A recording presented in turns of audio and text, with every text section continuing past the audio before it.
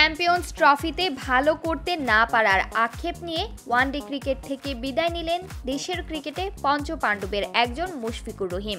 এই ফরম্যাট থেকে অবসরের পর 22 গজে মুশফিকের সংগ্রাম সফলতা নিয়ে স্মৃতিচারণ করে সামাজিক যোগাযোগ মাধ্যমে নানান অভিজ্ঞতা শেয়ার করেছেন তার সতীর্থরা।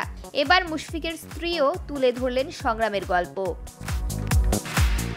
ক্রিকেট নিয়ে জীবনসঙ্গী মুশফিকের একাগ্রতা, সংগ্রাম, সাফল্য খুব কাছ থেকে দেখেছেন স্ত্রী জান্নাতুল কেফায়ত মন্ডি। তাই তো ওয়ানডে থেকে অবসরের পরপরই সামাজিক যোগাযোগ মাধ্যমে ক্রিকেটের স্বামীর সংগ্রাম নিয়ে লেখেন তিনি।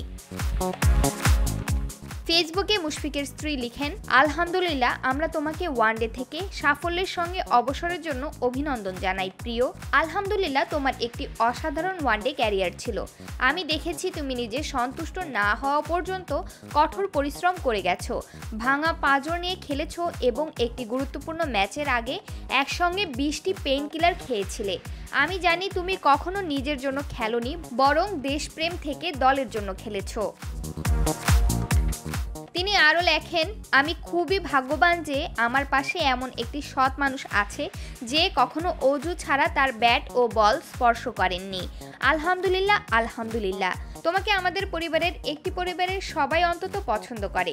আমি আশা করি আমাদের ছেলে শাহরোজ তোমার সমস্ত ভালো গুণগুলো গ্রহণ করবে এবং তোমাকে সারা জীবনের জন্য আদর্শ বানাবে।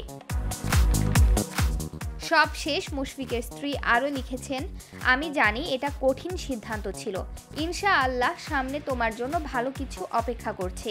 আমাদের পরিবার তোমার প্রতি পুরোপুরি সন্তুষ্ট।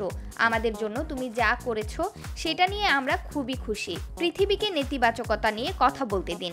শেষে আমি পৃথিবীকে বলতে চাই, দয়া করে এমনভাবে সমালোচনা করবেন না যেন আপনার কথায় কেউ জায়নামাজে কাঁদে। আমরাও মানুষ।